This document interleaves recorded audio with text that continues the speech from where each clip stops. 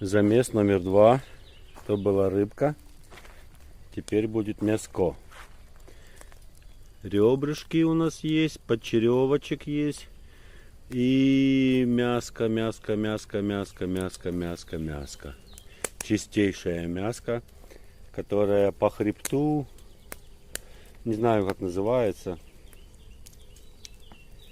не изучал части тела свиньи, но это выглядит все вот так. Будем смотреть в конце, это должно быть великолепно. Сутки мариновалось.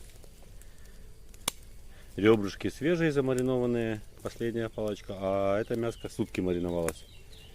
Думаю, будет очень вкусно.